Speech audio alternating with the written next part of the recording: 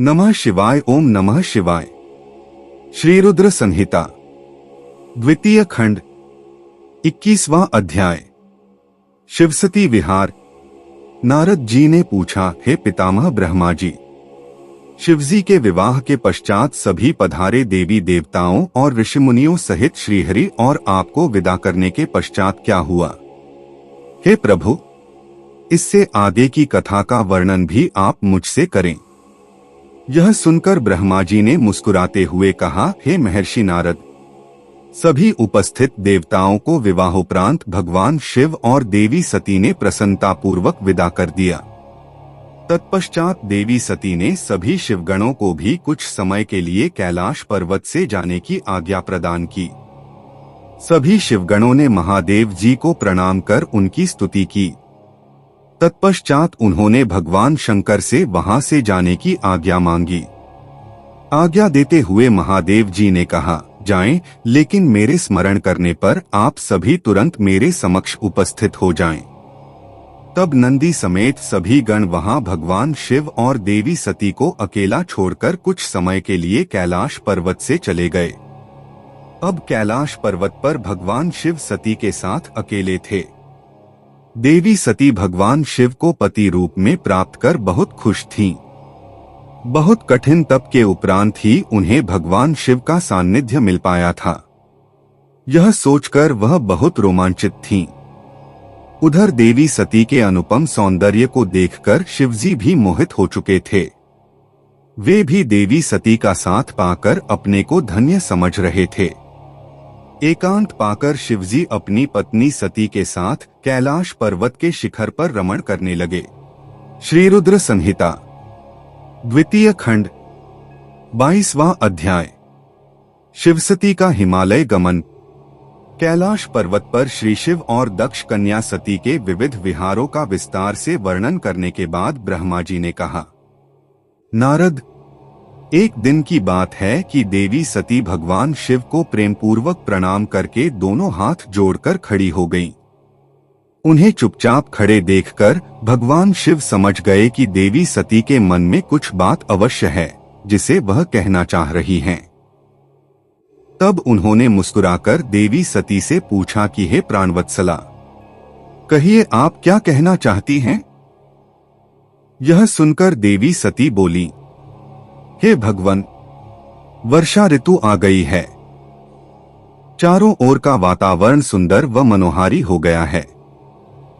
हे देवाधिदेव, मैं चाहती हूँ कि कुछ समय हम कैलाश पर्वत से दूर पृथ्वी पर या हिमालय पर्वत पर जाकर रहें।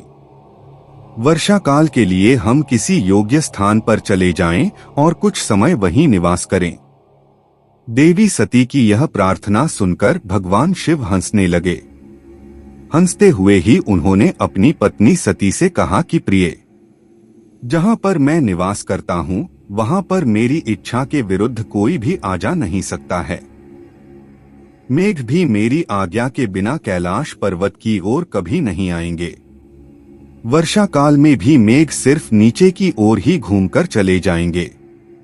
हे प्रिय, तुम्हारी इच्छा के विरुद्ध कोई भी तुम्हें परेशान नहीं कर सकता।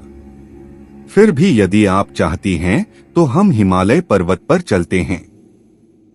तत्पश्चात भगवान शिव अपनी पत्नी सती के साथ हिमालय पर चले गए। कुछ समय वहां प्रसन्नतापूर्वक विहार करने के पश्चात वे पुनः अपने निवास पर लौट आए। श्री रुद्र संहिता द्वितीय खंड 23वां अध्याय। शिव द्वारा ज्ञान और मोक्ष का वर्णन। ब्रह्मा जी बोले, हे महर्षि नारद, भगवान शिव और सती के हिमालय से वापस आने के पश्चात वे पुनः पहले की तरह कैलाश पर्वत पर अपना निवास करने लगे। एक दिन देवी सती ने भगवान शिव को भक्तिभाव से नमस्कार किया और कहने लगी, हे देवाधिदेव, महादेव, कल्याण सागर, आप सभी की रक्षा करते हैं। हे भगवन, मुझ पर भी अपनी कृपा दृष्टि कीजिए। प्रभु, आप परम पुरुष और सबके स्वामी हैं। आप रजोगुण, तमोगुण और सत्वगुण से दूर हैं। आपको पति रूप में पाकर मेरा जन्म सफल हो गया। हे करुणा निधान, आपने मुझे हर प्रकार का सुख दिया है तथा मेरी हर इच्छा को पूरा किया है, परंतु अब मेरा मन तत्वों खोज करता है। मैं उस परम तत्व का ज्ञान प्राप्त करना चाहती हूँ जो सभी को सुख प्रदान करने वाला है, जिसे पाकर जीव संसार के दुखों और मोहमाया से मुक्त हो जाता है और उसका उद्धार हो जाता है। प्रभु, मुझ पर कृपा कर आप मेरा ज्ञानवर्धन करें। ब्रह्मा जी बोले, मुने, इस प्रकार आदिशक्ति देवी सती ने जीवों के उद्धार के लिए भगवान शिव से प्रश्न किया।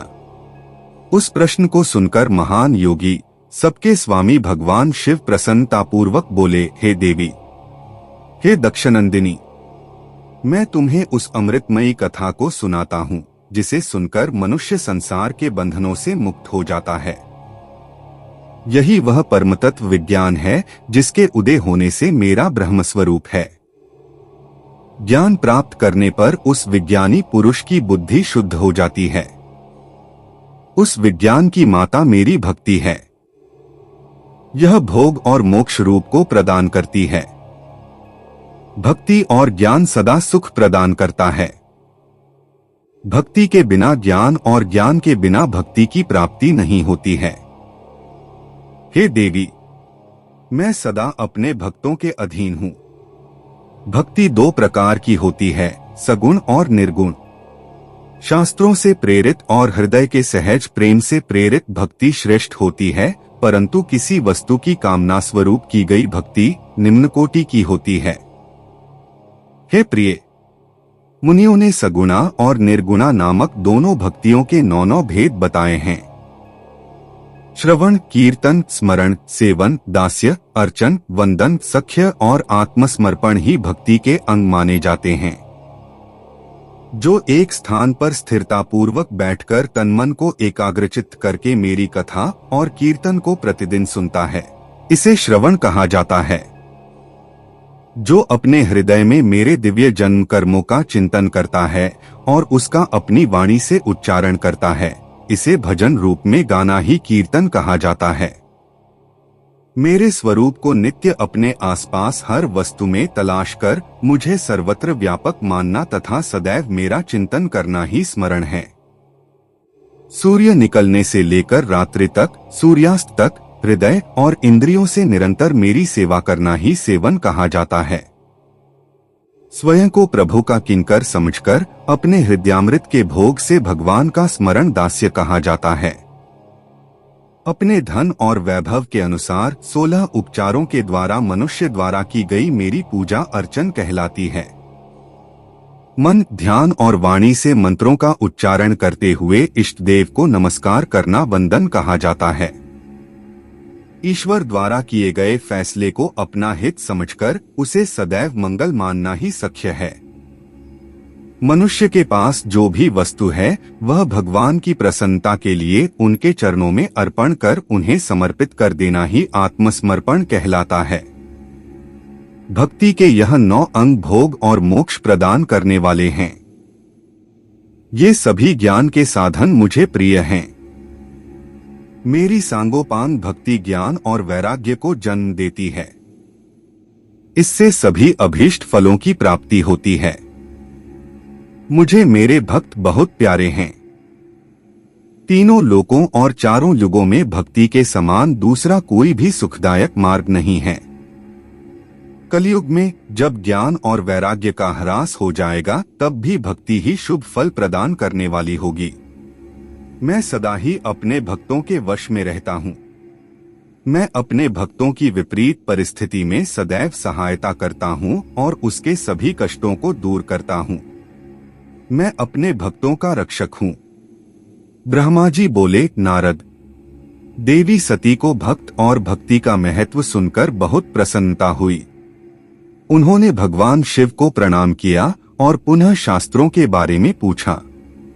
वे यह जानना चाहती थीं कि सभी जीवों का उद्धार करने वाला, उन्हें सुख प्रदान करने वाला सभी साधनों का प्रतिपादक शास्त्र कौन सा है। वे ऐसे शास्त्र का महात्म्य सुनना चाहती थीं। सती का प्रश्न सुनकर शिवजी ने प्रसन्नतापूर्वक सब शास्त्रों के विषय में देवी सती को बताया।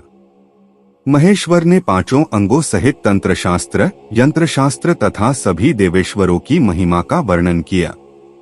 उन्होंने इतिहास की कथा भी सुनाई, पुत्र और स्त्री के धर्म की महिमा भी बताई।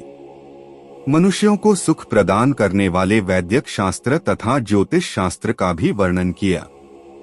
भगवान शिव ने भक्तों का महात्म्य और राजधर्म भी बताया। इसी प्रकार भगवान शिव ने सती को उनके पूछे सभी प्रश्नों का उत्तर देते हुए सभी कथाएं सुनाई। श्री रुद्र संहिता, द्वितीय खंड, 24वां अध्याय।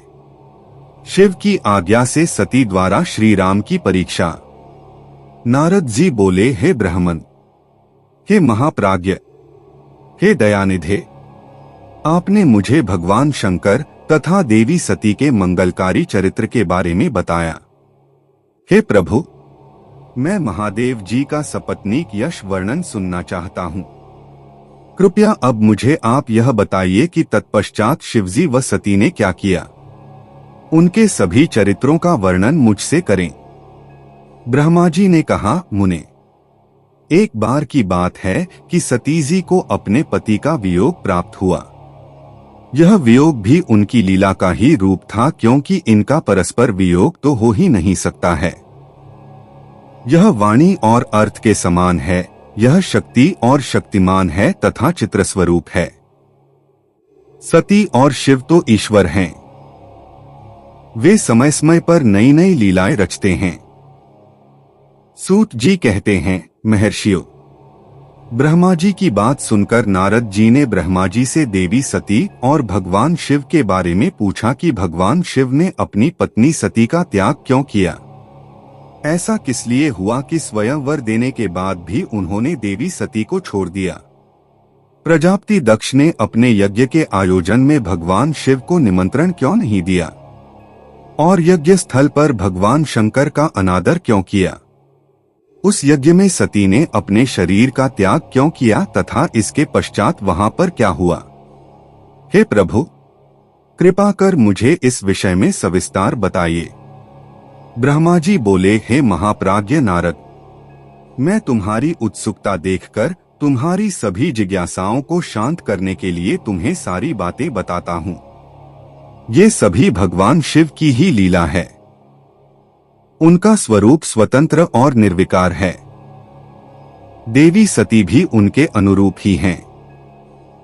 एक समय की बात है, भगवान शिव अपनी प्राणप्रिया पत्नी सती के साथ अपनी सवारी नंदी पर बैठकर पृथ्वी लोक का भ्रमण कर रहे थे। घूमते घूमते वे दंडकारण्य में आ गए। उस वन में उन्होंने भगवान श्री राम को उनके भ्राता लक्ष्मण के साथ जंगलों में भटकते हुए देखा। वे अपनी पत्नी सीता को खोज रहे थे, जिसे लंका का राजा रावण उठाकर ले गया था। वे जगह जगह भटकते हुए उनका नाम पुकार कर उन्हें ढूंढ रहे थे। पत्नी के बिछुड़ जाने के कारण श्री राम अत्यंत दुखी दिखाई दे रहे थे। उनकी कांति फीकी पड़ गई थी। भगवान शिव ने वन में राम जी को भटकते देखा, परंतु उनके सामने प्रकट नहीं हुए। देवी सती को यह देखकर बड़ा आश्चर्य हुआ।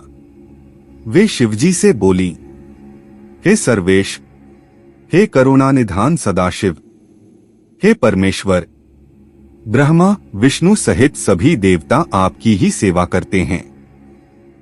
आप सबके द्वारा पूजित हैं। वेदांत और शास्त्रों के द्वारा आप ही निर्विकार प्रभु हैं। हे नाथ, ये दोनों पुरुष कौन हैं? ये दोनों विरह व्यथा से व्याकुल रहते हैं। ये दोनों धनुर्धर वीर जंगलों में क्यों भटक रहे हैं? भगवन, इनमें ज्येष्ठ पुरुष की अंकांति नीलकमल के समान श्याम है। आप उसे देखकर इतना आनंद विभोर क्यों हो रहे हैं? आपने प्रसन्नतापूर्वक उन्हें प्रणाम क्यों किया? स्वामी कभी भक्त को प्रणाम नहीं करता। हे कल्याणकारी शिव, आप मेरे संशय को दूर कीजिए और मुझे इस विषय में बताइए। ब्रह्मा जी बोले, नारद, कल्याणमयी आदिशक्ति देवी सती ने जब भगवान शिव से इस प्रकार प्रश्न पूछने आरंभ किए तो देवों के देव महादेव भगवान हंसकर बोले, देवी यह सभी तो पूर्व निर्धारित है। मैंने उन्हें दिए गए वरदान स्वरूप ही उन्हें नमस्कार किया था। ये दोनों भाई सभी वीरों द्वारा सम्मानित हैं। इनके शुभ नाम श्री राम और लक्ष्मण हैं। ये सूर्यवंशी राजा दशरथ के पुत्र हैं।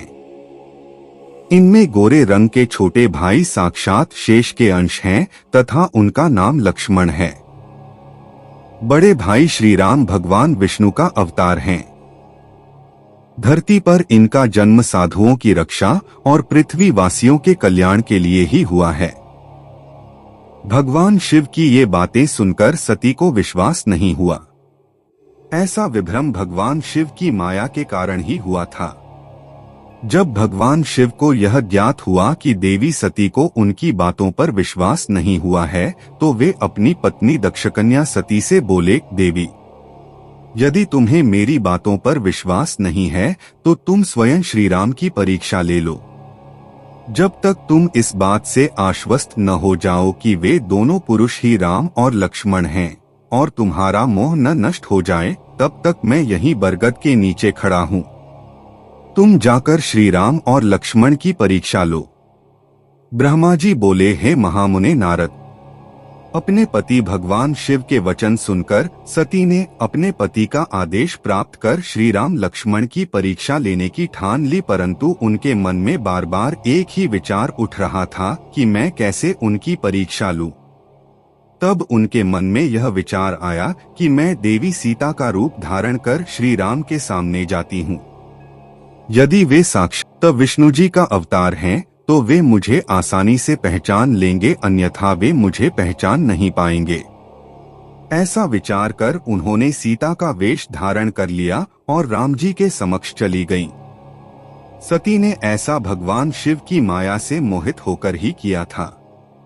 सती को सीता के रूप में देखकर राम जी सब कुछ जान गए। वे हंसते हुए देवी सती को प्रणाम करके बोले, हे देवी सती, आपको मैं नमस्कार करता हूँ। हे देवी, आप तो यहाँ हैं, परंतु त्रिलोकीनाथ भगवान शिव कहीं भी दिखाई नहीं दे रहे हैं। बताइए देवी, आप इस निर्जन वन में अकेली क्या कर रही हैं? और आपने अपने परम सुंदर और कल्याणकारी रूप को त्याग कर यह नया रूप क्यों धारण किया है? श्री रामचंद्र जी की बातें सुनकर देवी सती आश्चर्यचकित हो गईं। तब वे शिवजी की बातों का स्मरण कर तथा सच्चाई को जानकर बहुत शर्मिंदा हुई और मन ही मन अपने पति भगवान शंकर के चरणों का स्मरण करती हुई बोली, हम अपने पति करुणा निधान भगवान शिव तथा अन्य पार्षदों के साथ पृथ्वी का भ्रमण करते हुए इस वन में आ गए थे। यहाँ आपको लक्ष्मण जी के साथ सीता की खोज में भटकते हुए देखकर भगवान शिव ने आपको प्रणाम किया और वहीं बरगद के पीछे खड़े हो गए। आपको वहां देख भगवान शिव आनंदित होकर आपकी महिमा का गान करने लगे। वे आपके दर्शनों से आनंद विभोर हो गए। मेरे द्वारा इस विषय में पूछने पर जब उन्होंने मुझे बताया कि आप श्री विष्णु का अवतार हैं, तो मुझे इस पर विश्वास ही नहीं हुआ और मैं स्वयं आपकी परीक्षा लेने यहाँ आ गई। आपके द्वारा मुझे पहचान लेने से मेरा सारा भ्रम दूर हो गया है। हे श्रीहरि, अब मुझे आप यह बताइए कि आप भगवान शिव के भी वंदनीय कैसे हो गए? मेरे मन में यही एक संशय है। कृपया आप मुझे इस विषय में बताकर मेरे संशय को दूर कर मुझे शांति प्रदान करें। देवी सती के ऐसे वचन सुनकर श्री राम प्रसन्न होते हुए तथा अपने मन में शिवजी का स्मरण करते हुए प्रेम विभोर हो उठे। वे प्रभु शिव के चरणों का चिंतन करते हुए मन में उनकी महिमा का वर्णन करने लगे। श्री रुद्र संहिता द्वितीय खंड 25वां अध्याय। श्री राम का सती के संदेह को दूर करना। श्री राम बोले, हे देवी सती, प्राचीन काल की बात है। एक बार भगवान शिव ने अपने लोक में विश्वकर्मा को बुलाकर उसमें एक मनोहर गौशाला बनवाई जो बहुत बड़ी थी। उसमें उन्होंने एक मनोहर विस्तृत भवन का भी निर्माण करवाया। उसमें एक दिव्य सिंहासन तथा एक दिव्य श्रेष्ठ छत्र भी बनवाया। यह बहुत ही अद्भुत और परम उत्तम था। तत्पश्चात उन्होंने सब ओर से इंद्र, देवगणों, सिद्धों, गंधर्वों, समस्त उपदेवों तथा नाग आदि को भी शीघ्र ही उस मनोहर भवन में बुलवाया। सभी वेदों और आगमों को, पुत्रों सहित ब्रह्मा जी को, मुनियों, अप्सराओं सहित समस्त देवियों सहित 16 नाग कन्याओं आदि सभी को उसमें आमंत्रित किया, जो कि अनेक मांगलिक वस्तुओं के साथ वहां आईं। संगीतज्ञों ने वीणा मृदंग आदि बाजे बजाकर अपूर्व संगीत का गान किया। इस प्रकार यह एक बड़ा समारोह और उत्सव था। राज्याभिषेक की सारी सामग्रियां एकत्रित हुईं और तीर्थों के जल से भरे घड़े मंगाए गए। अनेक दिव्य सामग्रियां भी गणों द्वारा मंगवाई गईं। फिर उच्च स्वरों में वेद मंत्रों का घोष कराया गया। हे देवी, भगवान श्रीहरि विष्णु की उत्तम भक्ति से भगवान शिव सदा प्रसन्न रहते थे। उन्होंने बड़े प्रसन्न होकर श्रीहरि को बैकुंठ से बुलवाया और शुभ मुहूर्त में श्रेष्ठ सिंहासन पर बैठाया। महादेव जी ने स्वयं अपने हाथों से उन्हें बहुत से आभूषण और अलंकार पहनाए।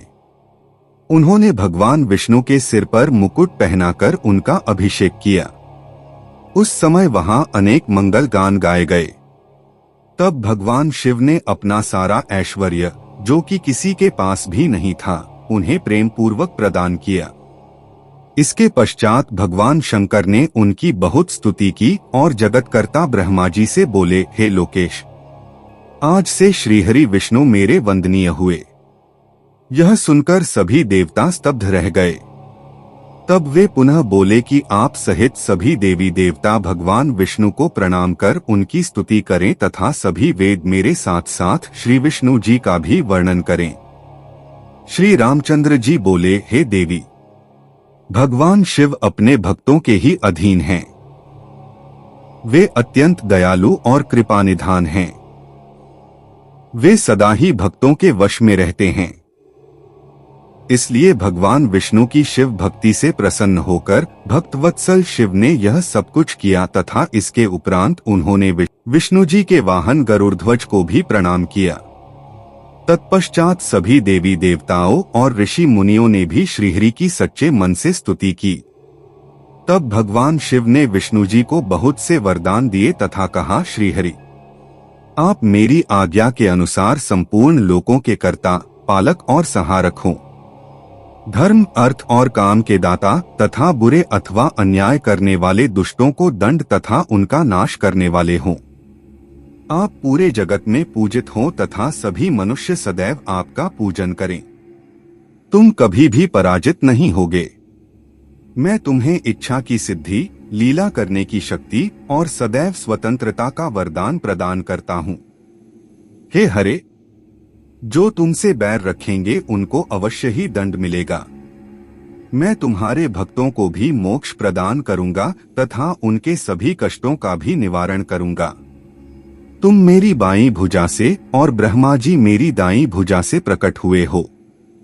रुद्रदेव, जो साक्षात मेरा ही रूप हैं, मेरे ही हृदय से प्रकट हुए हैं। हे विष्णु, आप सदा सबकी रक्षा करेंगे। मेरे धाम में तुम्हारा स्थान उज्ज्वल एवं वैभवशाली है। वह गोलोक नाम से जाना जाएगा। तुम्हारे द्वारा धारण किए गए सभी अवतार सबके रक्षक और मेरे परम भक्त होंगे। मैं उनका दर्शन करूंगा। श्री रामचंद्र जी कहते हैं, देवी, श्रीहरि को अपना अखंड ऐश्वर्य सौंपकर भगवान शिव स्वयं कैलाश पर्वत पर रहते हुए अपने पार्षदों के साथ क्रीड़ा करते हैं। तभी भगवान लक्ष्मीपति विष्णु गोपवेश धारण करके आए और गोप गोपी तथा गौ के स्वामी बनकर प्रसन्नता पूर्वक विचरने लगे तथा जगत की रक्षा करने लगे। वे अनेक प्रकार के अवतार ग्रहण करते हुए जगत का पालन करने लगे। वे ही भगवान शिव की आज्ञा से 4 भाइयों के रूप में प्रकट हुए। अब इस समय में विष्णु ही अवतार रूप में प्रकट होकर 4 भाइयों में सबसे बड़ा राम हूँ। दूसरे भरत हैं, तीसरे लक्ष्मण हैं और चौथे भाई शत्रुघ्न हैं। मैं अपनी माता के आदेशानुसार वनवास भोगने के लिए लक्ष्मण और सीता के साथ इस वन में आया था।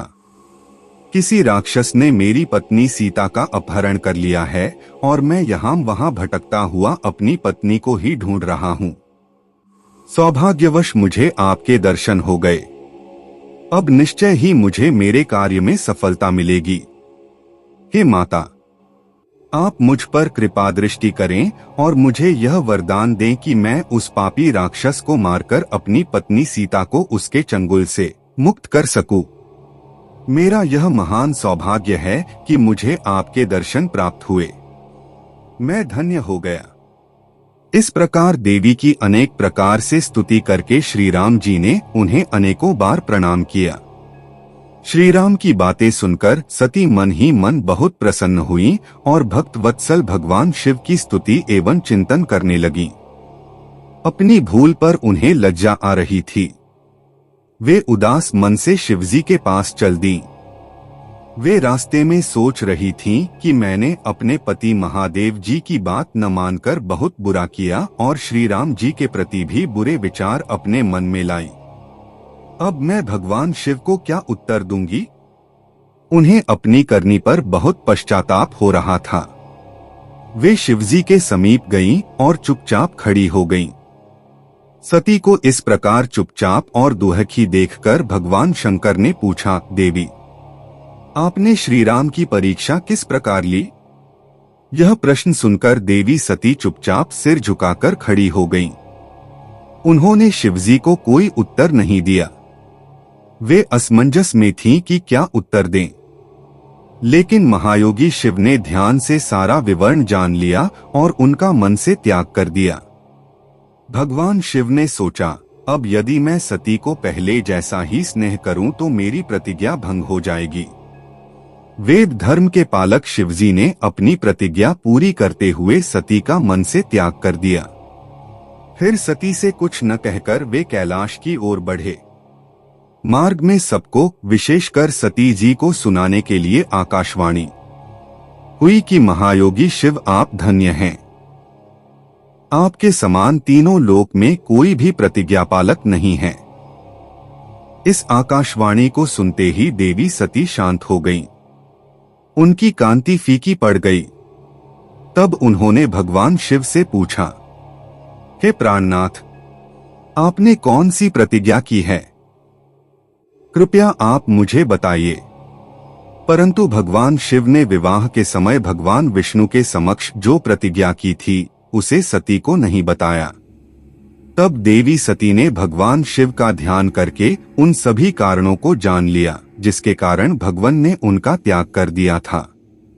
त्याग देने की बात जानकर देवी सती अत्यंत दुखी हो गईं। दुख बढ़ने के कारण उनकी आंखों में आंसू आ गए और वह सिसकने लगीं। उनके मनोभावों को समझकर और देवी सती की ऐसी हालत देखकर भगवान शिव ने अपनी प्रतिज्ञा की बात उनके सामने नहीं कही। तब सती का मन बहलाने के लिए शिवजी उन्हें अनेकानेक कथाएं सुनाते हुए कैलाश की ओर चल दिए। कैलाश पर पहुंचकर शिवजी अपने स्थान पर बैठकर समाधि लगाकर ध्यान करने लगे। सती ने दुखी मन से अपने धाम में रहना शुरू कर दिया। भगवान शिव को समाधि में बैठे बहुत समय बीत गया। तत्पश्चात शिवजी ने अपनी समाधि तोड़ी। जब देवी सती को पता चला तो वे तुरंत शिवजी के पास दौड़ी चली आईं। वहां आकर उन्होंने शिवजी के चरणों में प्रणाम किया। भगवान शिव ने उन्हें अपने सम्मुख आसन दिया और उन्हें प्रेमपूर्वक बहुत सी कथाएं सुनाईं। इससे देवी सती का शोक दूर हो गया, परंतु शिवजी ने अपनी प्रतिज्ञा नहीं तोड़ी।